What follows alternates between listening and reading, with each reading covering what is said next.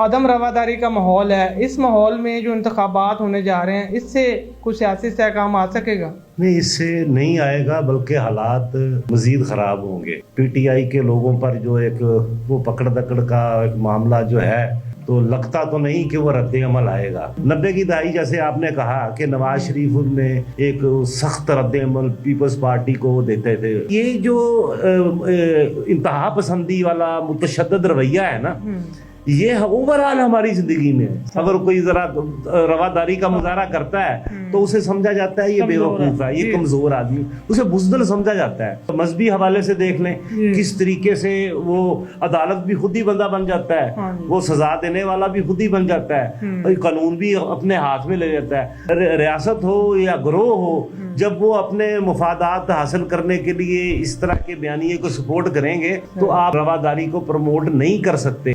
अस्सलाम वालेकुम नाजरीन, लीडर टीवी के साथ मैं हूं मजहर चौधरी और आज हम बात करेंगे रवादारी की ज़रूरत और अहमियत पर।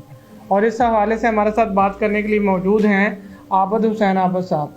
आबद हुसैन आबद साहब जो है ना, तरक्की पसंद शायर हैं, अदीब हैं और सियासी तज्ज़ियाकार हैं। सियासी मामला जो हैं उनको बहुत अच्छा समझते हैं। जी अस्सलाम वालेकुम। वालेकुम सलाम। अच्छा आबद हुसैन आबद साहब, इस तरह है कि जो इमरान खान साहब जब आए थे तो एक 90 की दिहाई की सियासत जो थी उसका अहया हुआ।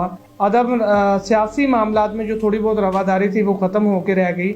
उसके बाद जब अदम एतमाद लाई गई उनके खिलाफ, तो उसने रही सही सूरत हाल जो है ना वो रवादारी की बहुत ही गंभीर कर दी। अब इंतखाबात होने जा रहे हैं तो अदम रवादारी का माहौल है। इस माहौल में जो इंतखाबात होने जा रहे हैं, इससे कुछ सियासी सहकाम आ सकेगा? नहीं, इससे नहीं आएगा, बल्कि हालात मजीद खराब होंगे। अब ये सरेदस्त तो अब जो एक रियासत की तरफ से पीटीआई के लोगों पर जो एक वो पकड़ दकड़ का एक मामला जो है, तो लगता तो नहीं कि वो रद्द अमल आएगा। क्योंकि हम सोशल मीडिया पे देखते रहे हैं, नॉन पॉलिटिकल लोग थे, ये वो जो हमारी जो सफेद पोश क्लास है ना, वो जो वोट नहीं डालने जाती थी और कहती थी हमें सियासत से क्या लेना देना, और ये अपने आप को सुपीरियर समझने वाली, ये वो क्लास थी जो एक कह लें फैन क्लब की सूरत में उसके साथ थी, वो बदतमीजी करती थी।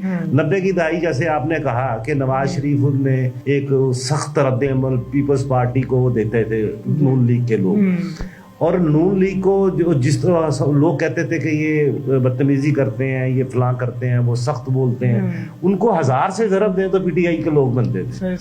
जो सोशल आपके साथ वो ऐड हैं, आपके साथ ऐड नहीं है, यानी आपके दोस्त हैं, जानते हैं नहीं जानते, वो चोर डाकू आपको भी उन्होंने पटवारी और ये। अच्छा, अब ये जो इंतहा पसंदी वाला मुतशद्दिद रवैया है ना, ये ओवरऑल हमारी जिंदगी में है। ये सियासत में भी है, ये हमारी समाजी जिंदगी में भी है और ये हमारी मजहबी जिंदगी में भी है।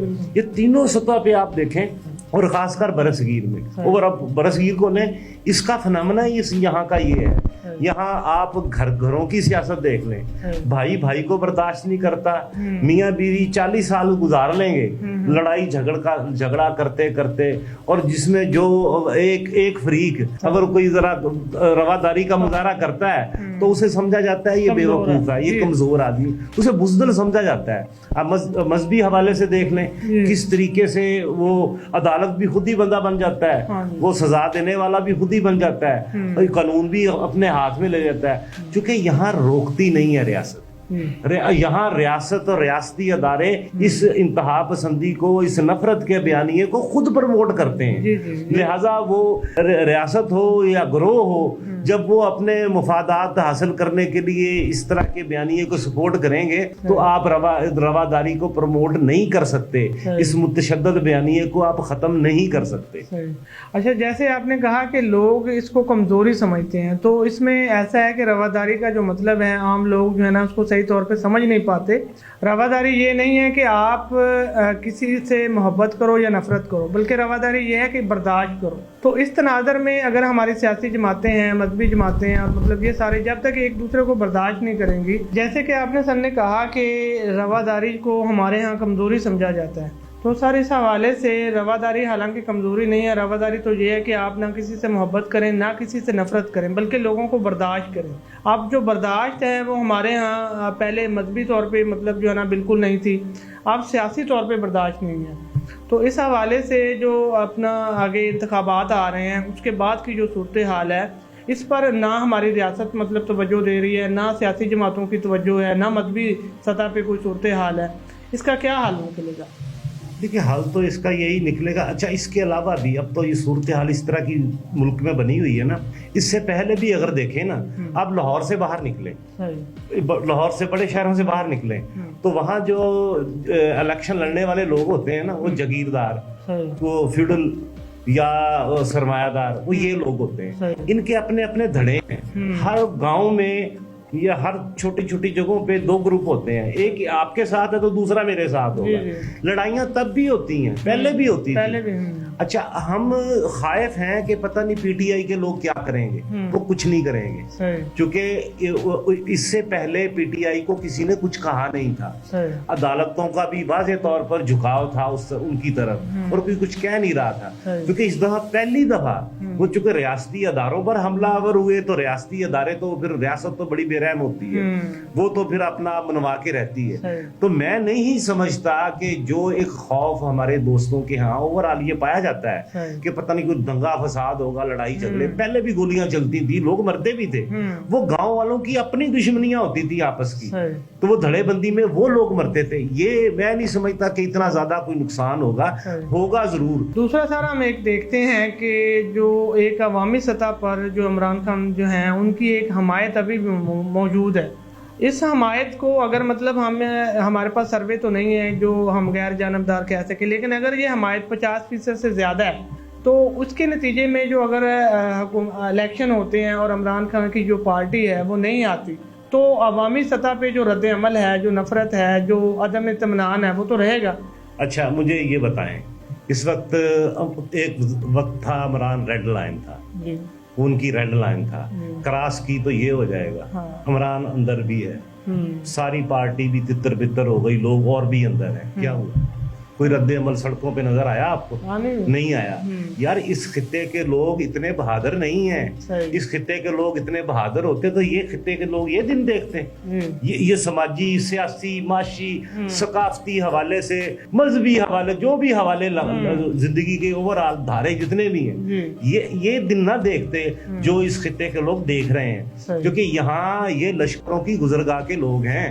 हर भूख मरती कौम वहां से निकलती थी, 1000-2000 बंदे लेके, कोई 5000 लश्करी लेके आ गया, कोई 500 लेके आ गया, और इतने बड़े खित्ते पर वो फतह करते थे, यहाँ हुकूमतें करते थे, उनकी नस्लें हुकूमतें करती थी। हर भूख मरती कौम इस खित्ते पे आके हमलावर हुई है।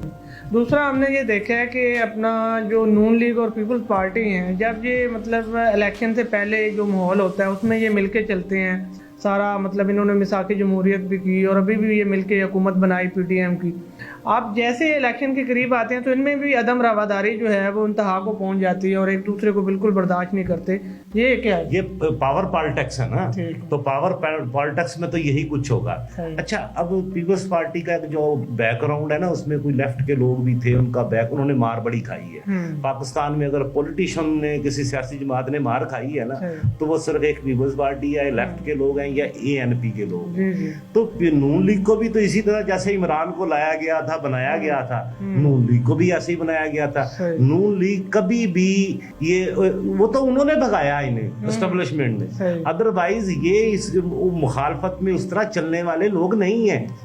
तो लिहाजा अब भी आप देख लें, चौथी दफा अगर वो इन्हें ला रहे हैं, ये तासुर जो इमरान के आने पे बनाया गया था, अब भी वही तासुर बनाया गया कि ये आ रहे हैं, तो इसका मतलब क्या है कि नरम कुशा तो रखते हैं ना। तो लेकिन अच्छे का सोचना चाहिए। काश हमारे मुल्क का जो पॉलिटिशियन है को वो आवाम की बेहतरी का सोचे। काश लोग समझ जाएं कि ये एक तबका है जो मिलकर हम पर हुकूमत करता है मुख्तलिफ पार्टियों के नाम से। सारे उधर शामिल हो जाते हैं, ये आया, अब सारे कभी नून पीटीआई का टिकट लेते फिरते थे, अब नून लीग का टिकट लेते फिर रहे हैं। नीचे से लोग मुंतखब करते हैं कि हमारा नुमाइंदा ये होगा जो हमारी नुमाइंदगी करेगा। तो सिस्टम यहाँ उलट है, तो लिहाजा ये नतीजा कभी भी सीधा नहीं आएगा। नाज़रीन, आपने गुफ्तगू मुलाहिज़ा की और आपके फीडबैक का इंतज़ार रहेगा। बहुत शुक्रिया।